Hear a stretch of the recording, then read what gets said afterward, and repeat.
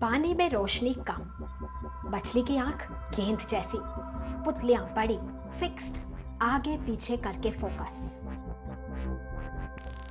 Loris मछली से बहुत अलग, जमीन पर, पेड़ के ऊपर, निशाचर, लेकिन आंखें गोल, बड़ी, फिक्स्ड, चारों तरफ देखने के लिए घुमाती है गर्दन। बिल्कुल उल्लू की तरह। उल्लू लॉरिस और मछली से अलग, लेकिन आंखें उनके जैसी ही। पृथ्वी पर जीवों की आंखों को ही देखा जाए तो एक अजूबा नजर आता है, अनोखी विविधता, हैरान करने वाली। पर उससे भी ज्यादा चौंकाने वाली बात उनकी समानता। अलग अलग परिस्थितियों में रहने वाले अलग अलग जीव, अलग अलग स्पीशीज, जो ढल गई हैं अलग अलग रूपों में, बन गई है विविधता समानता के साथ। क्या है कारण? क्या ये कि सब जीवन की जड़ें एक ही हैं? कैसे हुई है जीवन की उत्पत्ति? कैसे बनी है विविधता? कैसे बना है निर्जीव से जीवन? कैसे हुआ है जन्म जीवन का? पुरातन समुद्र, 420 करोड़ साल पहले का समुद्र, बेजान रसायनों का घोल, methane, carbon dioxide, carbon monoxide, ammonia, cyanide, बहुत से रसायन, पर मुक्त ऑक्सीजन नहीं। अलग थी पृथ्वी।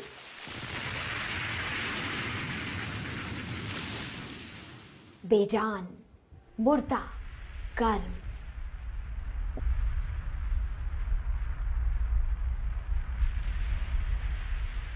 इसी पुरातन समुद्र में अजब हालात के बीच रसायन साथ जुड़ गए, बन गए जीवन के building block, carbon, hydrogen, oxygen की लंबी कड़ियां।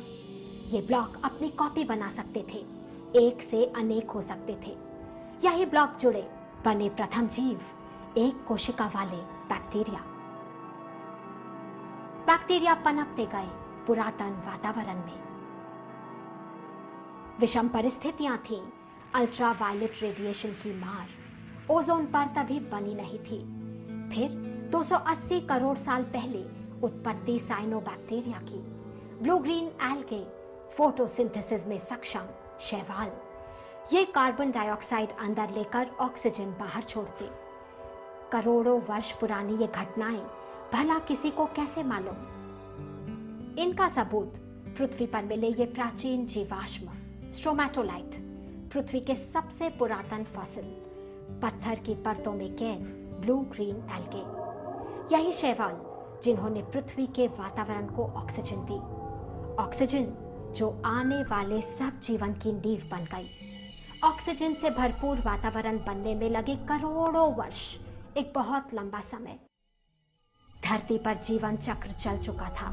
शैवाल की चटाइयां समुद्रों में बिछी थीं। मंच तैयार था ऑक्सीजन में सांस लेने वाले बहुकोशीय जीवन के जन्म का। फर्स्ट मल्टीसेल्यूलर लाइफ, नरम शरीर वाले जीवों की उत्पत्ति। आज के स्लग्स, स्पॉन्जेस, जेलीफिश, सी एनेमोन, इनके प्राचीन रूप उथले समुद्र में बन गए। ये था जीवन का बिग बैंग, विविध पुरातन प्राणियों की उत्पत्ति का समय। ऐसे जो तैर सकते थे, रेंग सकते थे, संघर्ष कर सकते थे। जीवन का संघर्ष। नियम बन रहे थे, survival of the fittest, selection of the best. परिस्थिति में बने रहने योग्य ही जीवित रह सकता था। कैसे होता है किसी नए जीव का जन्म? उत्पत्ति का विज्ञान सरल। सारा जीवन कोशिकाओं का बना है। हर कोशिका के अंदर निर्जीव मॉलिक्यूल्स मिलकर बनाते हैं जीवन का आधार। हर कोशिका के अंदर डीएनए, डीऑक्सीराइबोन्यूक्लिक एसिड। इसी में कैद जीवन की रूपरेखा, उसका खाका, ब्लूप्रिंट। यही डीएनए प्रजनन के समय बंटते हैं, 1 से 2। इसी समय होता है उत्परिवर्तन, बदलाव, म्यूटेशन। कारण सरल। कई बार दोनों कॉपी बिल्कुल एक जैसी नहीं बनती, बन जाते हैं नए रूप, रंग, आकार। कई बार इतने अलग कि बन जाता है एक बिल्कुल अलग जीवन का रूप। म्यूटेशंस योजनाबद्ध नहीं, बल्कि रैंडम, एक इत्तेफाक, खेल के पासे की तरह।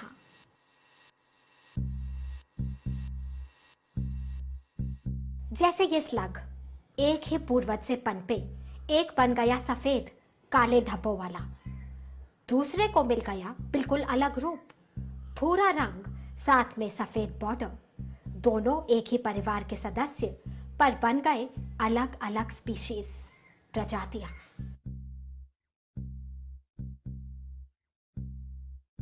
बात प्राचीन समुद्र की। धरती पर अब भी परिस्थिति विषम। म्यूटेशन से बने कुछ ऐसे प्राणी जिनमें बचाव के साधन थे। शरीर पर कवच धारण करे ट्राइलोबाइट्स पनपने लगे। प्रथम कवचधारी। ये रेंगते तैरते समुद्री तल की मिट्टी को छानकर पेट भरते। विविध सरल समुद्री जीव ट्राइलोबाइट्स, इनका ही था बोलबाला। लेकिन नरम शरीर वाले प्राणी भी साथ साथ पनपते रहे। सारा जीवन अब भी पानी के अंदर सिमटा था। ये जीवाश्म 50 करोड़ साल पुराने ट्राइलोबाइट्स के। कुछ ऐसे ट्राइलोबाइट्स जो पत्थर में कैद हो गए, बन गए जीवन के जन्म की कहानी का एक पन्ना, एक सबूत।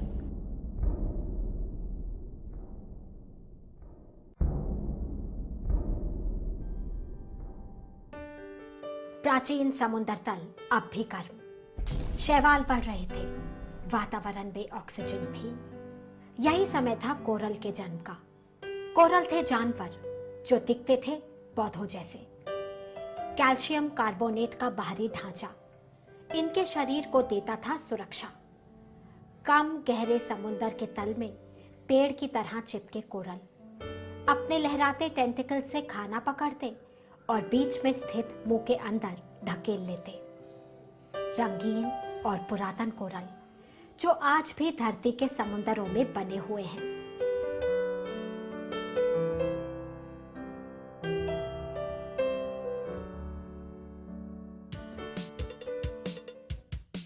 आज की कोरल कॉलोनीज में झींगे, केकड़े, कई तरह के क्रस्टेशियंस। इनमें रीढ़ की हड्डी नहीं, पर है बाहरी कठोर कवच। यही परिवार पनपा था पुरातन समुद्र में।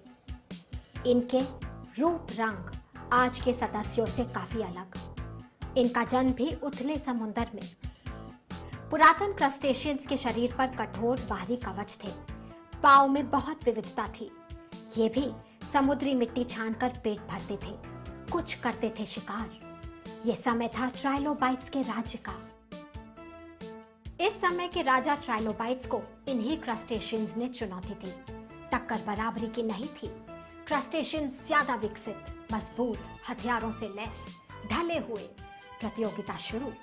ट्राइलोबाइट्स धीरे धीरे खत्म होने लगे, एक्सटिंक्ट हो गए। यही है उत्पत्ति की कहानी। कोई पास, कोई फेल। जो फेल होता है वो खत्म हो जाता है, विलुप्त। कारण या तो परिस्थिति इतनी बदल जाती है कि वो बना नहीं रह सकता, या फिर उससे बेहतर ताकतवर रूप उसे रहने नहीं देते। उत्पत्ति का यही नियम, भविष्य से अनजान, बीते समय पर, अतीत पर आधारित, सिर्फ वर्तमान की प्रक्रिया।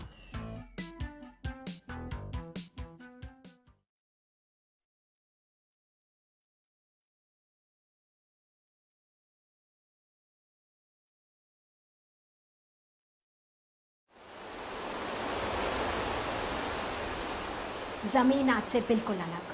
समुद्र भी इसी प्राचीन समुद्र में उत्पन्न हुआ पहली रीढ़ की हड्डी वाला जीव। हड्डियों का ढांचा शरीर के अंदर, ढांचा जो उन्हें देता था मजबूती और गतिशीलता। यही थे मछलियों के पूर्वज। उनके शरीर पर छिलके पानी में रहना आसान बनाते। इनके जबड़े नहीं थे।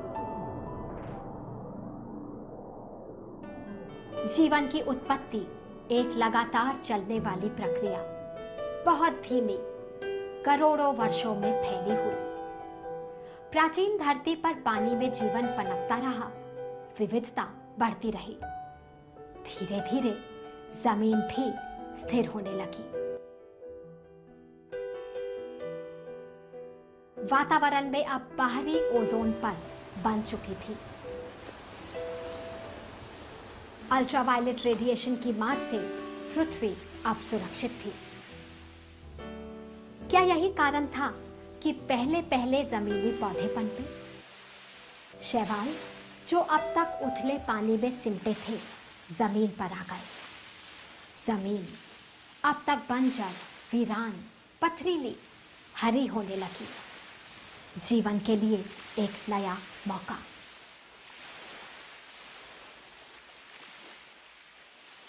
चालीस करोड़ वर्ष पहले आज के बिच्छू, मकड़ियां, सेंटीपीड और कई किस्म के कीड़े मकोड़ों के पुरातन रूप जमीन पर आ चुके थे। पृथ्वी पर बढ़ते पनपते पौधे उनका खाना। हर पौधा, हर प्राणी बना रहा था अपनी पहचान, तलाश रहा था अपनी जगह, एक नीश। कुछ पौधों को खाते तो कुछ में सामान जुट रहा था पौधों को खाने वालों को खाने का।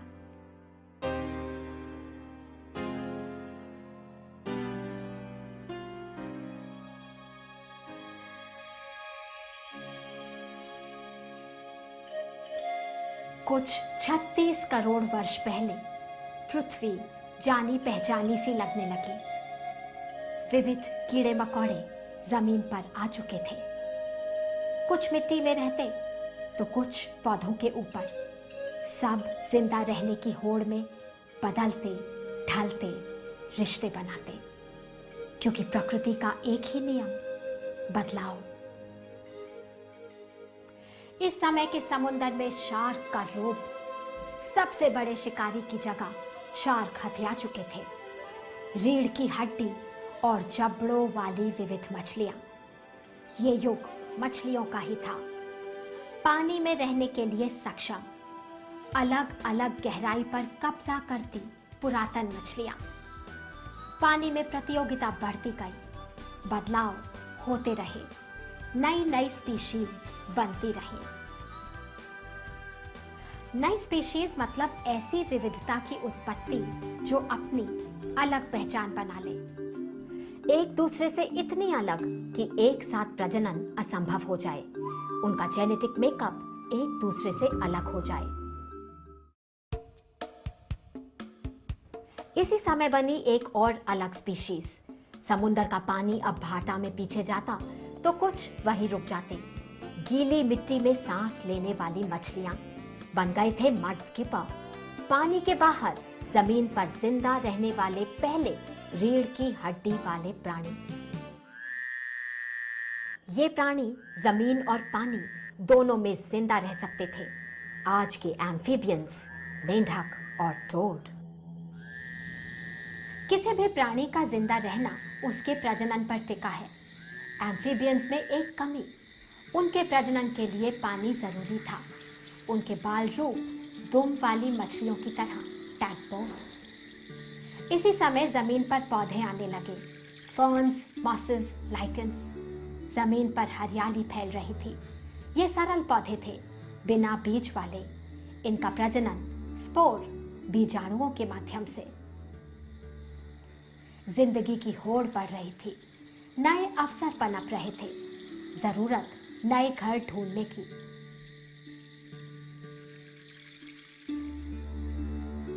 पंख बनाए, एक नई शुरुआत उड़ान के साथ।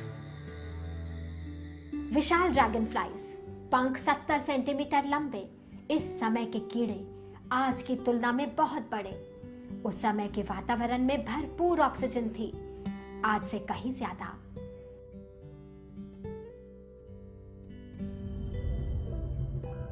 कोई 32 करोड़ साल पहले मंच तैयार रेप्टाइल्स के लिए।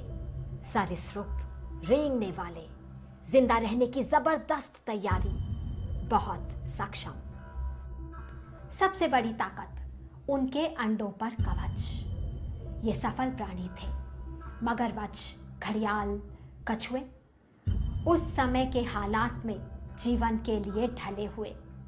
ये इस समय के सबसे ताकतवर प्राणी। पृथ्वी के इतिहास का ये युग उनका था। एज ऑफ द रेप्टाइल्स, सरीसृप का राज्य।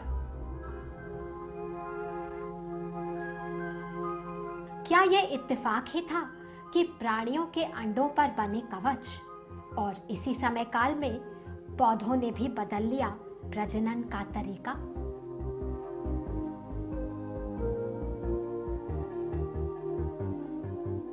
यही समय था जब पौधे भी ताकतवर होकर पेड़ बन रहे थे। जिम्नोस्पर्म्स, बीज वाले पहले पेड़। लेकिन ये बीज आज के फलदार बीजों से अलग। बीज नंगे थे, बिना किसी कवच के। कोई 25 करोड़ साल पहले आ गया डायनासोर्स का राज्य। पृथ्वी पर ये हो गए हावी। तैरते, दौड़ते, रेंगते, उड़ते डायनासोर। कुछ शाकाहारी, कुछ शिकारी।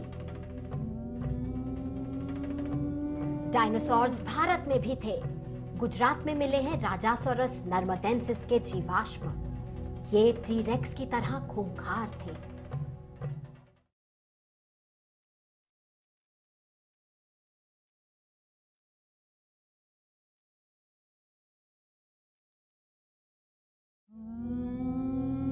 डायनासोर्स का राज्य ही था धरती पर जीवन की उत्पत्ति की कहानी का सबसे अनोखा पन्ना।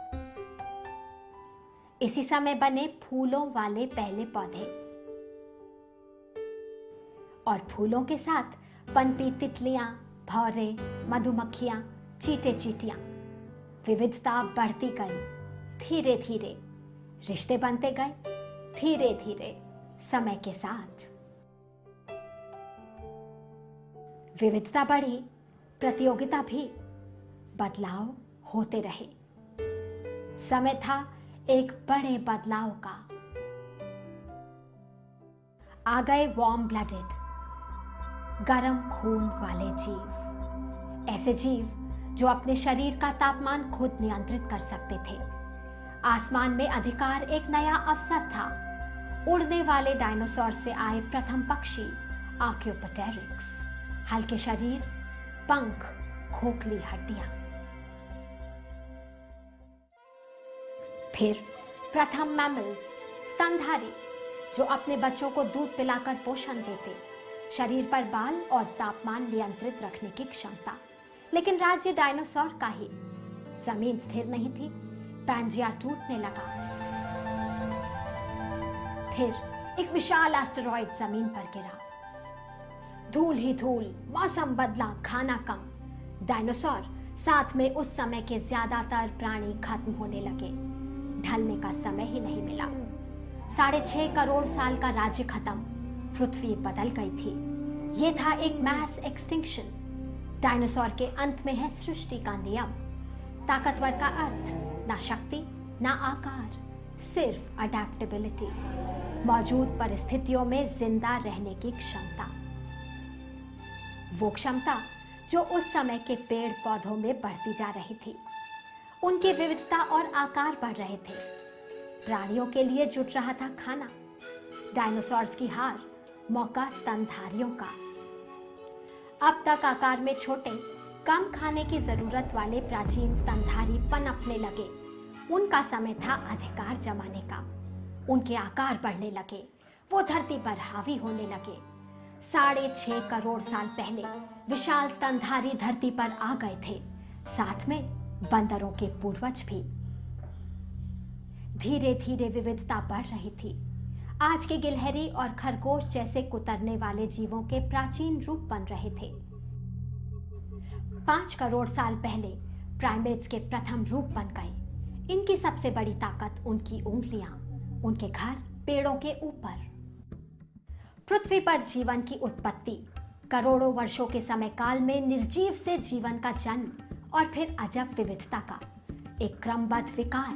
सीढ़ी नुमा प्रक्रिया नहीं, बस जीवन के बने रहने की होड़, जिसमें जो जीता वही सिकंदर। म्यूटेशन से बनते हैं नए रूप और ये नए रूप बदलती परिस्थिति से मिलाते हैं ताल। कौन बना रहेगा और कौन हो जाएगा खत्म, ये चुनाव करती है प्रकृति। यही है नेचुरल सिलेक्शन। नियम जो समझा और समझाया महान जीव वैज्ञानिक चार्ल्स डार्विन ने। समझते हैं उदाहरण के साथ औद्योगिकीकरण से पहले का इंग्लैंड। यहां पेड़ों पर रहते सफेद और स्याह चितकबरे पतंगे, उनमें अधिकांश के रंग हल्के ज्यादा, स्याह कम, ताकि तब के पेड़ों के तनों में छिपकर बैठ पाएं। फिर फैक्ट्रियां बढ़ी, हवा प्रदूषित होने लगी, पेड़ के तनों का रंग गाढ़ा पड़ने लगा। पतंगों में भी दिखा बदलाव। अब गाढ़े रंग वाले पतंगों की संख्या बढ़ गई, हल्के रंग वाले कम। फिर हुआ आधुनिक तकनीक से प्रदूषण कम, हवा साफ हुई तो तने एक बार फिर हल्के पड़े, पतंगों में भी बदल गए रंग, एक बार फिर हल्के रंग वाले पतंगे बढ़ने लगे। इस वैज्ञानिक शोध के आंकड़ों में साफ दिखता है पतंगों में परिवर्तन। आंकड़े जो दिखाते हैं उत्पत्ति का नियम, नेचुरल सिलेक्शन, वही नियम जो काम कर रहा था 4 करोड़ साल पहले भी। जमीन पर जीवन बढ़ता जा रहा था। अब कुछ स्तनधारी वापस पानी में, उनके हाथ पांव की जगह फिन्स बन गए प्रथम वे। पृथ्वी के सबसे बड़े स्तनधारी ने पानी के ऊपरी उछाल को प्रयोग करना सीख लिया। स्तनधारी तो उल्टा लटकने वाला चमगादड़ भी, अकेला उड़ने वाला स्तनधारी। लेकिन एमू उन कुछ एक पक्षियों में जो उड़ते नहीं। ये प्राणी बताते हैं अडैप्टेशन का खेल। इसमें जरूरी नहीं कि ताकत बढ़े, क्षमता बढ़े, ये तो बस परिस्थितियों के अनुरूप जिंदा रहने की जरूरत है। 3.5 करोड़ साल पहले पृथ्वी पर घास बन चुकी थी। यह समय था नए रिश्तों का। उत्पत्ति का समय काल कुछ ऐसा। 2 करोड़ साल पहले चिंपैंजी पृथ्वी पर आ गए, इंसान के करीबी रिश्तेदार। 75 लाख साल पहले मानव और चिंपैंजी एक ही पूर्वज से अलग हो गए। प्राइमेट्स का यह परिवार एक ही जड़ से जन्मा तो है, लेकिन हर कोई बिल्कुल अलग। 70,000 साल पहले एक और बदलाव। पृथ्वी ठंडी पड़ने लगी, एक और आइस एज, हिम युग की शुरुआत। पृथ्वी पर हालात बदल रहे थे। इस समय सेबरटूथ टाइगर जैसे खूंखार शिकारी, विशाल ताकतवर स्तनधारी जैसे वुली मैमथ, स्लॉथ बेयर और मैमथ, ये सब प्राणी धरती से खत्म होने लगे। एक बार फिर किसी का अंत किसी और के लिए अवसर था, क्योंकि धरती का एक ही नियम, बदलाव।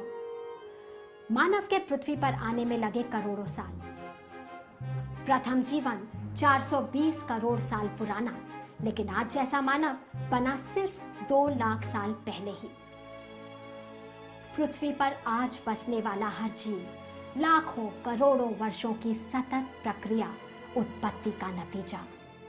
अगर पृथ्वी पर जीवन को बने रहना है तो जरूरी है कि जीवन का यह खेल बेदखल चलता रहे। जीवन अपनी ही ताल पर बदलता रहे, ढलता रहे, पनपता रहे, उसका जन्म होता रहे।